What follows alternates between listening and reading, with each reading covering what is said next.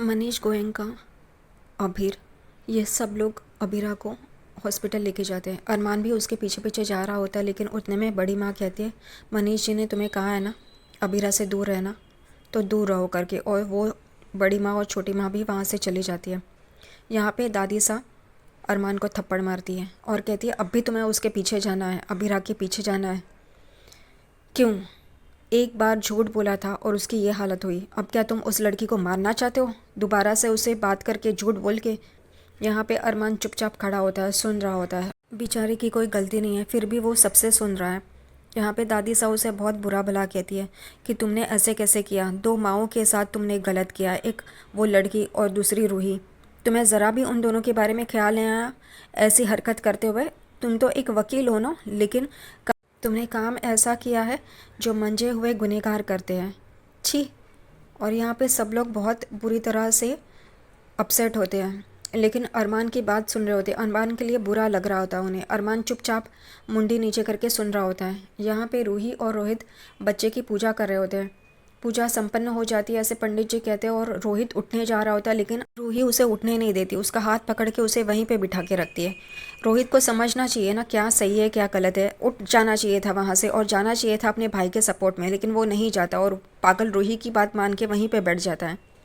यहाँ पे दादी साहब बहुत ही गलत तरीके से अरमान को कोस रही होती है, लेकिन अरमान के सपोर्ट में उसकी माँ विद्या माँ आ जाती है और कहती है, भले मेरे बेटे ने गलती की है, लेकिन उसकी सज़ा भी तो उसे मिल रही है ना।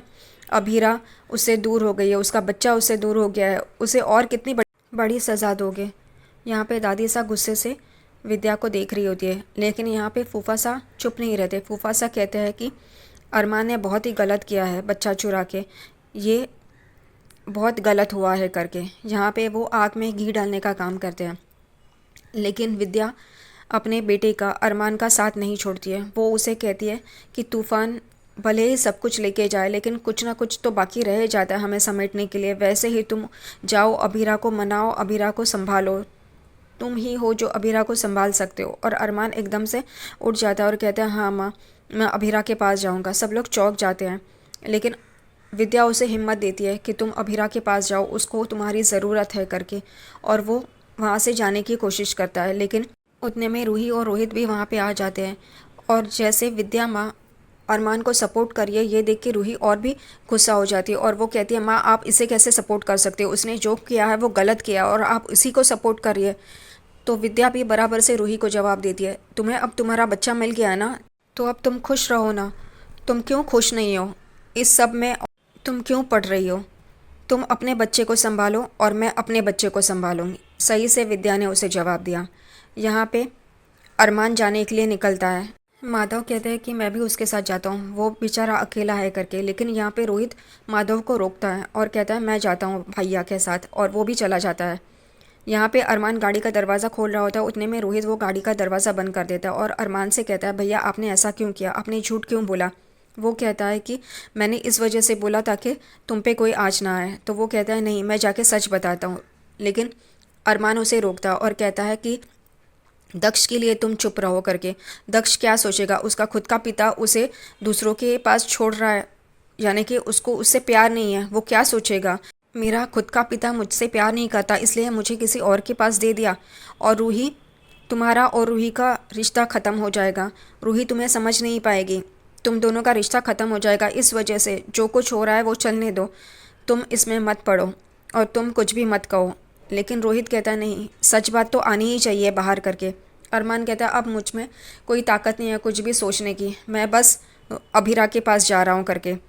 और यहाँ पे वो गाड़ी में बैठ के चला जाता है और रोहित वहीं पे खड़ा होता है, लेकिन पीछे से ये सारी बातें मनोज चाचू सुन लेते हैं और वो कहते हैं कि ये बात तो घर वालों को पता होनी चाहिए कि गलत अरमान नहीं है, रोहित है करके। यहाँ पे घर पे रूही और दक्ष को चुप कराने की कोशिश कर रही होती है। वहाँ पे सब लोग होते हैं, फूफा सा, काजल, कोरस गैंग, दादी सा, माधव, विद्या, और वहाँ पे मनोज भी आते हैं। मनोज ये देख के यही सोच रहे होते कि सही मौका देख के मैं सब घर वालों को बता दूंगा कि अरमान गलत नहीं है, रोहित गलत है करके। लेकिन वहाँ पे जो चल रहा होता है उस वजह से वो चुप बैठ जाते हैं, क्योंकि रूही दक्ष को चुप नहीं करा पा रही है, क्योंकि दक्ष रो रहा है। यहाँ पे सब लोग उसे बता रहे होते कि तू ऐसे ले, ऐसे ये कर, वैसे कर, लेकिन दक्ष चुप नहीं होता। तभी रोहित कहता है कि दक्ष को अभिरा भाभी के पास लेके जाना पड़ेगा, उसी की याद आ रही है उसे। तभी तभी रूही रोहित पे भड़क उठती है, अभिरा का नाम मत लेना करके, और वो मेरे बच्चे को नहीं छुएगी करके। ये बहुत गुस्सा हो जाती है रूही। यहाँ पे सब लोग चौंक जाते हैं कि वो अभिरा के बारे में ऐसे कैसे बोल सकती है। विद्या यहाँ पे कहती है कि उसे अभिरा की आदत थी ना, इस वजह से वो, तो रूही उसकी बात काटती है और कहती है अब वो मेरा बेटा है, अभिरा का नाम भी मुझे नहीं सुनना है, और मैं अपने बेटे को अभिरा के पास कभी नहीं दूंगी करके। यहाँ पे सब लोग चौंकते हैं, लेकिन रूही को कोई फ़र्क नहीं पड़ता। दक्ष रो रहा है, उसका उसे कोई पड़ी नहीं है, लेकिन अभिरा के पास वो जाना नहीं चाहिए, और वो उसे नहीं लेगी, यही बस रूही कहती रहती है। यहाँ पे सब लोग रूही को समझा रहे होते हैं, लेकिन वो सबसे उलझ पड़ती है। यहाँ पे कोरस गैंग भी उसे समझाती है, मनीषा चाची भी। तो मनीषा चाची पर भी रूही भड़कती है और कहती है आंटी अभिरा थी, अब आ गई उसकी टीम में, और बहुत बुरा भला कहती है। तभी काजल कहती है हम दक्ष के बारे में सोच रहे हैं, अभी तुम अभिरा के बारे में मत सोचो, दक्ष के बारे में सोचो, वो कैसे चुप रहेगा। तो मनीषा कहती है वहीं तो समझा रही हूँ, लेकिन ये समझ नहीं रही है। लेकिन रूही मनीषा को, कोरस गैंग को, सबको बहुत बुरा भला कह रही होती है। यहाँ पे रोहित बहुत गुस्सा हो जाता है, वो कहता है कि तुम्हें बच्चे की पड़ी है या नहीं। रोहित फिर कहता है अभिरा भाभी भी तुम्हारे पास आई थी ना, जब वो उसे फीड नहीं करवा पा रही थी, तब उसने तुम्हारी मदद मांगी थी ना, लेकिन तुमने मदद नहीं की थी। तो अब भी हम उससे मदद मांग सकते हैं अभिरा भाभी से कि इसे चुप करवाओ करके, लेकिन वो कहती है नहीं। यहाँ पे दूसरी तरफ अभिरा गोयनका हाउस में रहती है, और यहाँ पे सब लोग परेशान रहते हैं। अभिर यही कह रहा होता है कि मैं सच का पता लगाऊंगा। तभी बड़ी माँ कहती है क्यों लगाना है, एक बहन का साथ देना है, दूसरी बहन का साथ नहीं देना है, क्यों तुझे ऐसा करना है। तो वो कहता है मुझे पता नहीं कि अभिरा सच है या नहीं, लेकिन मैं सच का पता लगाऊंगा कि क्या सच है। अभिर यहाँ पे कंफ्यूज रहता है। तभी छोटी माँ कहती है तू सच्चाई का साथ दे, तूने रूही की बात तो सुन ली ना, तब होश में आने के बाद फिर अभिरा की बात भी सुनना, और तुझे ऐसे इसकी हालत से लगता है कि वो उसमें शामिल होगी अरमान के साथ। यहाँ पे सब लोग अरमान को कोस रहे होते हैं। दूसरी तरफ दक्ष रोए जा रहा होता है, और यहाँ पे अभिरा दक्ष को मेरी ज़रूरत है बेहोशी में ही ये कह रही होती है। तभी मनीष जी कहते हैं कि देखो ऐसी होती है माँ, अपने बच्चे के लिए ही सोचती रहती है बस। और वहाँ पे रूही दक्ष को चुप नहीं करा पा रही है, और वो फिर विद्या माँ के पास आती है और उसे विद्या का हाथ अपने सर पे रखती है और कहती है आप मुझसे ये वादा करो कि अभिरा कभी भी मेरे बच्चे को छुएगी नहीं, हाथ नहीं लगाएगी, वो कभी भी मेरे बच्चे के पास नहीं आएगी। और यहाँ पे विद्या एकदम कंफ्यूज हो जाती है। सब लोग रूही की बात सुन के हैरान हो जाते हैं। सब लोग कहते हैं कि रूही क्या कह रही है करके। और विद्या को याद आता है जब रूही की वजह से दक्ष गिरने वाला होता है, तभी वो मासा के पास आती है और कहती है कि रूही की हालत मुझसे देखी नहीं जा रही है, वो ऐसे बिहेव कर रही है जैसे बहुत बड़ा नुकसान करेगी। क्या आपको लगता है कि वो रोहित के लिए सही है? वो रोहित से भी झगड़ा कर रही है और उसको भी मान नहीं दे रही है। क्या उनका रिश्ता फिर से सही हो पाएगा? और यही सारी बातें चल रही होती है, और रूही बाहर से ये सारी चीज़ें सुनती है। इस वजह से अब वो गुस्से में है। विद्या ना चाहते हुए भी रूही के ज़िद के आगे वो उसे प्रॉमिस करती है कि वो अबीरा को इस बच्चे को हाथ लगाने नहीं देगी करके।